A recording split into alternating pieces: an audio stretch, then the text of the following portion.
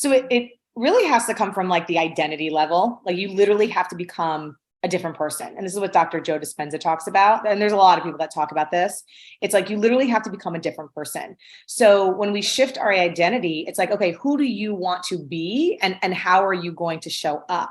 So it's even in the way that you speak or in the way you enter a room or anything like that. And listen, it's not like, oh, you don't have to shift overnight. Like you hear people of quitting smoking, right? Cold turkey. They do a radical, some people can do it and some people can't. Like, let's just get real. Some people radically can be like, I'm never picking up a cigarette again. And they don't.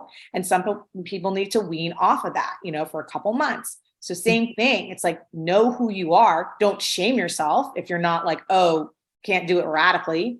It's okay. Like you are where you are. Again, this is the kind of the parts work of like, okay, honoring all of that. And it's like, it's just shifting that identity of who you are. Like, who is the future self version of you? What would they be doing? And again, not putting so much shame if, okay, the future version of you isn't eating fast food, but say you just wanted to, right? Why do you wanted to reward yourself? Okay. So it's like getting back on, right? And being, okay, now I'm going to get back on track. Because I think a lot of times, we are like, oh yeah, we have to change our identity and change ourselves and be in alignment and do all these things, right? Like they tell us, even personal development industry, like it's sometimes it's a little harsh, right? Like to keep on learning, it's like we're already whole, perfect, and complete. Like when we are 2 years old, we are perfect, right? And then what happens? We literally have to relearn or unlearn the things that were programmed. So we already are. It's just moving those things out of the way, the limiting beliefs or whatever you call them, the things that are stopping you out of the way. And it could be some of it's linked to trauma, and all trauma is too much, too fast, too soon.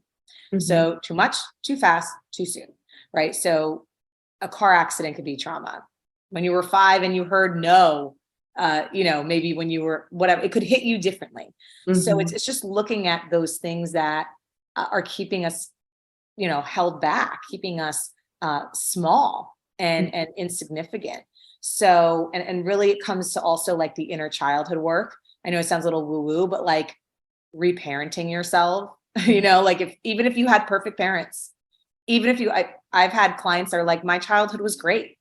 And then we start to dig and it's like, yeah, maybe that's the issue. The childhood was too perfect that maybe you felt under pressure, right? Or something. So it's just looking at, and everyone's different. I'm not saying everyone, needs this work, but everyone is different to see what is, and I would have the listeners ask themselves, like what is in the way? And sometimes you don't know because it's a blind spot. And that's where coaching and mentoring and even going to seminars, like if you, crack at it or just stay curious about yourself, that's the best place to be.